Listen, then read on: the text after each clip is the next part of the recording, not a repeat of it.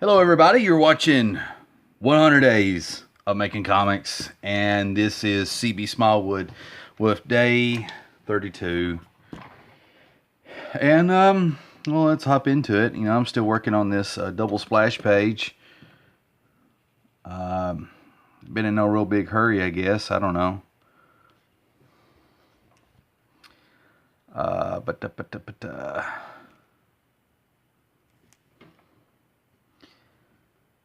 Also, been doing a couple of projects here lately. Like, for example, I did that. That was a watercolor I did, and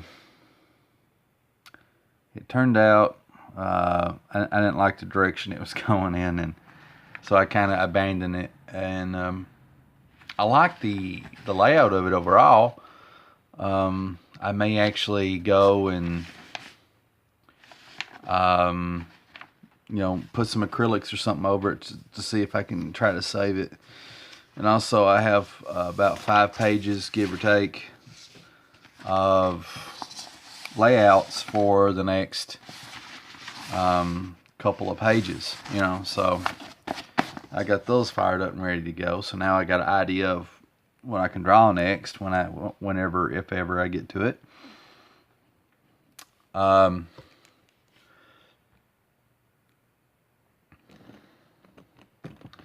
yeah, that's pretty much where I'm at. I'll have to do a maybe a short video today. We'll see how it goes. Because when I get off here, I need to put me some more applications in different places to find me a good day job. Yum yum, day job, love it. And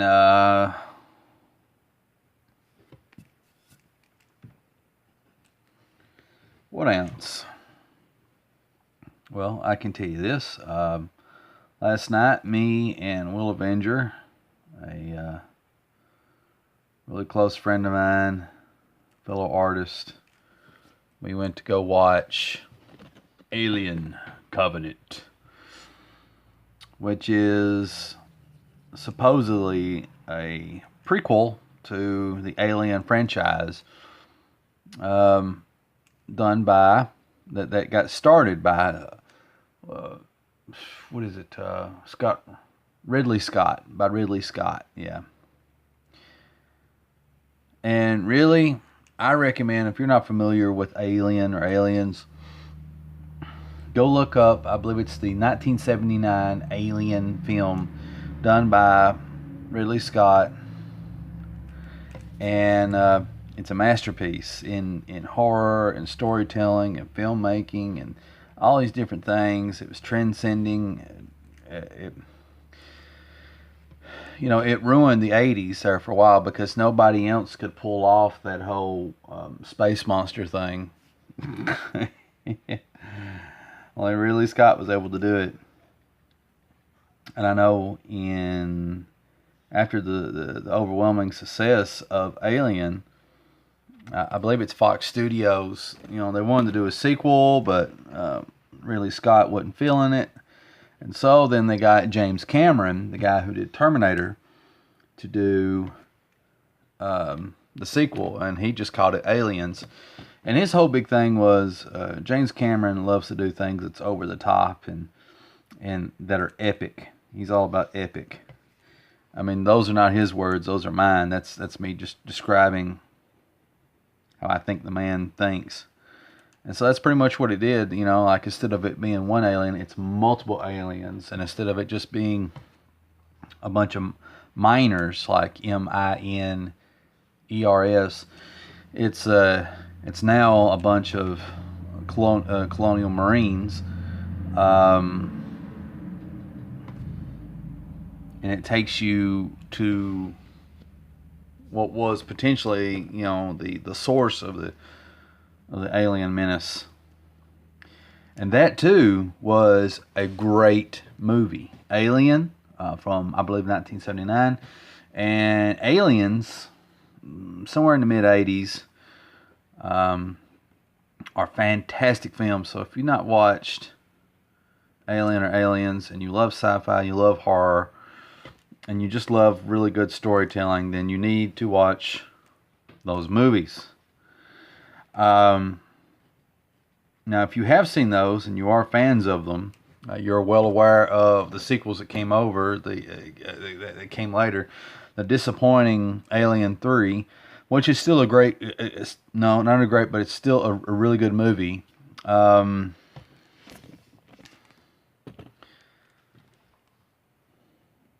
still, you know.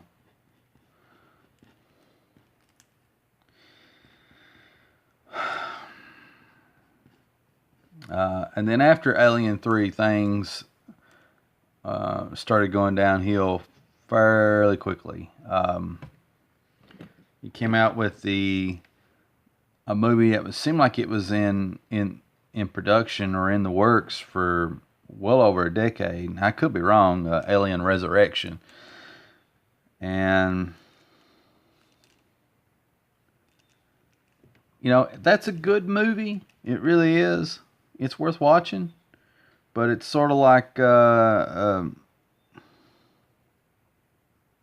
it's basically a kind of a shoot 'em up movie. Like it's like night and day. Like, you know, I would compare the original Alien movie to like George Romero's Night of the Living Dead. It's all about tone. It's all about telling a story. It's all about how people react to this difficult situation and what can you do. And I would compare Alien Resurrection to Resident Evil, where it's all about energy and pacing and just explosions. You know, that's my best way I would sum that up. You know, and then from Alien Resurrection, you get Alien versus Predator and all this other stuff, and then it starts getting really, really wonky. And you know, I'm sure some fans really enjoy Alien versus Predator and all that other stuff, but it starts, you know, moving further and further away from what made the Alien franchise great in the first place, you know. So Ridley Scott comes in and he does Prometheus. And it did really big box office numbers because people bought into the hype of the previews. The previews were beautiful, they're epic, they were grand, you know, and it's Ridley Scott, and he did the first Alien movie, which was awesome, and then you go and watch Prometheus, and the thing is like it's a bit of a turd sandwich, I guess. I guess that's the best way to put it. There were so many great ideas and concepts, but they were poorly executed, and there was some bad writing in that film, and kind of just botched the whole movie, you know. Now, don't get me wrong, I think Prometheus is worth buying. It is worth purchasing because it has so much raw potential, and as a standalone movie, you know, it's good, I guess.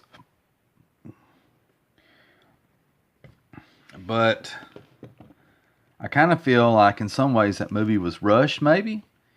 And then here's something that's interesting. Like I feel like Ridley Scott, the director of Prometheus, had so many different ideas that he wanted to do in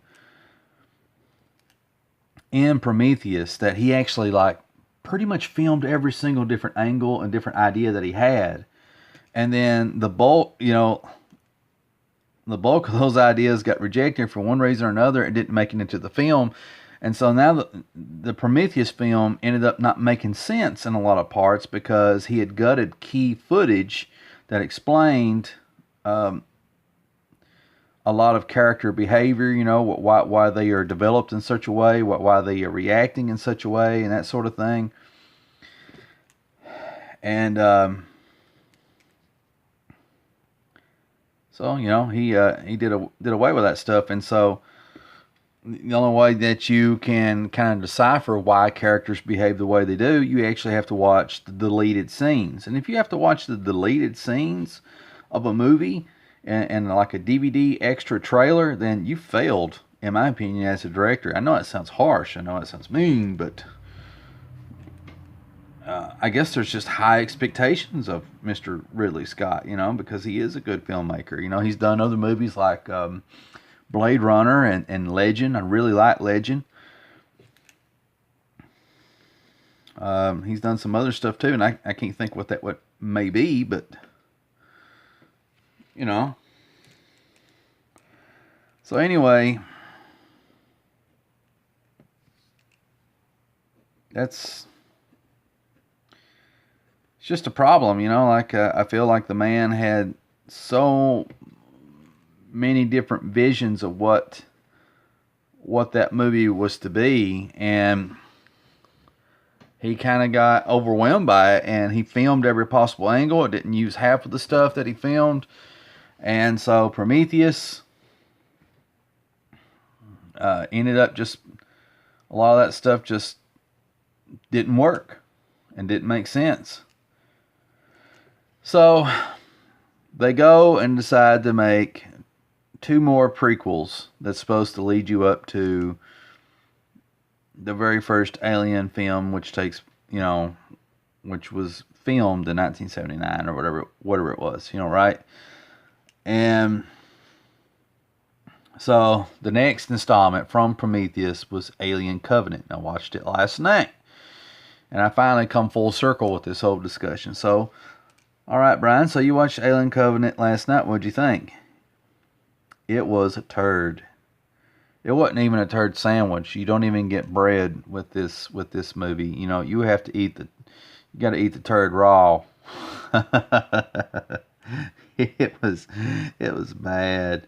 It was bad. Prometheus got so many terrible reviews, and justly so, but Alien Covenant is worse. It is a worse movie. It is. How could he do this? Why didn't the producers at Fox send somebody to be like this man's handler or something, or maybe they're the ones that mucked it up. I don't know. Somebody has dropped the ball, because with all the feedback that they got from the various reviews from critics and fans alike, you would think that somebody had been took a minute and say, wait a minute, we don't want to make any of the same mistakes that we did on the last movie, so maybe we should consider listening to some of this feedback we got. And did they listen? The answer is no. No, they did not. In fact, they doubled down on all the same mistakes that they made before, and they just done it worse. And it was just it's just a slop together. How can we merge the classic xenomorph alien that people have known for decades with this new stuff that we're throwing out there? And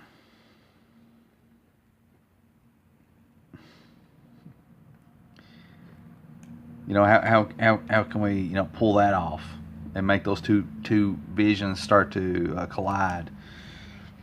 And the answer is they did not. They could have.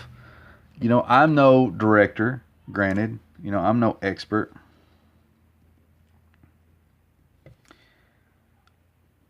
But they really botched that movie. Some of the things that were bad about it is the space jockeys from the Prometheus movie, and I don't want to give away too many spoilers. They almost abandoned the angle with it. There were so many cool things else that they could have done, and I don't want to ruin the movie any further, other than to say that it became very android centric, and basically the alien became a backdrop to the cast.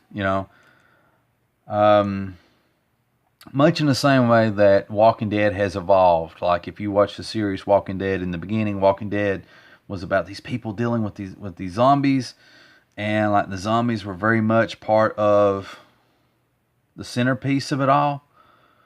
But now, like if you watch Walking Dead, the zombies have become like scenery. They're just a backdrop. They're easily dealt with. They're not really a problem, and that they've made them less terrifying. They're only ugly now, despite like the makeup getting better and better in Walking Dead.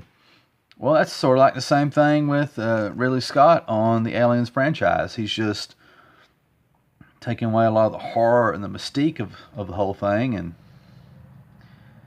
and has instead to make the alien a backdrop for his philosophical views and wanting to explore these other realms of, I don't know, fancy that he wants to go with it. And I like some of his vision, but he's not even executing his vision properly. The story he's wanting to tell using the Alien franchise. So he's not even doing that right. So, for anybody that's not seen it, I'm not going to ruin it for you. I mean, you can find plenty of reviews online. All I can say is I'm disappointed. This movie is worse than Prometheus. I will not buy this movie. As of right now, I will not buy this movie, and I will go on to say further that the only way I will watch Alien Covenant again is if it comes on like TBS or USA or some network, like Fox or something, some network television thing, and there's nothing else to watch on TV. Then I will watch that turd. And you watch, they'll come out with a director's cut, and they'll explain a few things better and all this other stuff. But then again, why do you need a director's cut for your movie to make sense? It's stupid. Stupid, stupid, stupid. But anyway, I'm going to wrap this video up. Cooper's getting cranky, and I need to start looking at putting some applications in for different places. As far as the 100 days of making comics thing is going, it's going really good. I'm making progress. I've got a lot of stuff drawn. I'm roughly, if I count in the rough layout pages, I'd say that I am about 10 pages in a 24-page book, which means I just got 14 more pages to go to having a comic book done, and I'm just on day 31. I could get behind, we'll wait and see how it goes, but right now I feel like I'm doing pretty good. Now, as far as like being a comic book artist and stuff like that, and doing everything that needs to be done, oh boy, I got a lot of work to be a professional artist, because I'm going to have to like increase my output. But I feel like I'm getting to a place to where that is a thing that's happening. So, there's that. But anyway, I appreciate everybody taking the time to watch this video, like this video, comment, and follow and subscribe. I also have been getting lots of comments here lately, and I will reply to everybody. I don't want to say that I'm a busy guy, but it just takes me a while sometimes. There's different reasons why, but I will write back. And I appreciate all the feedback that I've been getting, and all the helpful tips and hints and constructive criticisms and everything that I've been getting.